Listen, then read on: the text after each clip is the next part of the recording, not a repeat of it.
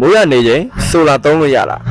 ပြန်ဖြေရရင်တော့ရပါတယ်ခင်ဗျဘာလို့ဆိုလာပန်နယ်တွေကမိုးရတဲ့ခံနိုင်အောင်လို့စတုပ်ကလေးကဒီဇိုင်းထုတ်ထားတာဖြစ်လို့ပါ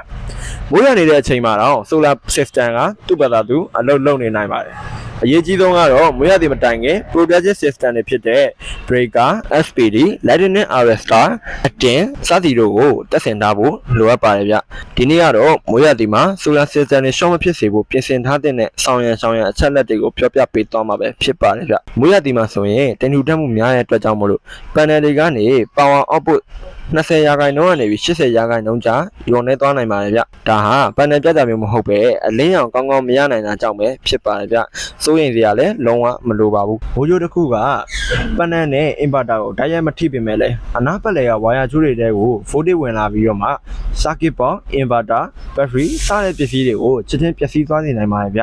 SPD ကအဲ့လို uninspected set board တွေကိုမြေကြီးထဲလွှဲပေးတာကြောင့် system တွေက sensitive equipment တွေကထိခိုက်မှုပျက်စီးမှုကနေကာကွယ်နိုင်မှာပဲဖြစ်ပါတယ်ဗျကို active system ကိုအသုံးပြုမယ်ဆိုရင်လည်းမြေစိုက်ကျိုးစနစ်ဟာမိုးကြိုးမှာပါတဲ့ board တွေကိုမြေကြီးထဲတိတိကျကျဝင်ပြီးတော့မှခြေပြတ်နိုင်ရန်အတွက်မြေစိုက်ကျိုး resistance ကိုလည်းနှိမ်ဖို့လိုအပ်ပါတယ်ဗျနောက်ထပ်မရှိမဖြစ်တစ်ခါတည်းတက်ဆင်ရမယ့်အရာကတော့ ACDC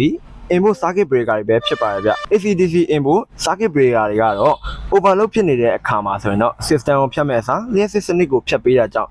inverter battery နဲ့ device များကိုမထိခိုက်အောင်ကာကွယ်ပေးနိုင်ပါတယ်ဗျ battery တွေမှာလည်း storage energy များလို့ short ဖြစ်ခဲ့ရင်မီးလောင်နိုင်တဲ့အထိအန္တရာယ်များတာကြောင့် battery circuit breaker တွေကလည်းတက်ဆင်ထားသင့်ပါတယ်ဗျအရေးကြီးဆုံးကတော့မိုးရသည်မတိုင်ခင် production system တွေကိုတခြားတက်ဆင်ထားဖို့ပဲဖြစ်ပါတယ်ဗျလူကြီးမင်းတို့အနေနဲ့ solar inverter battery တက်ဆင်ခြင်းတွေဖြစ်စီ solar နဲ့ပတ်သက်ပြီးစုံစမ်းမေးမြန်းခြင်းတွေဖြစ်စီကျွန်တော်တို့ Titan Solar မြန်မာမှာဆက်သွယ်မေးမြန်းနိုင်ပါတယ်ဗျ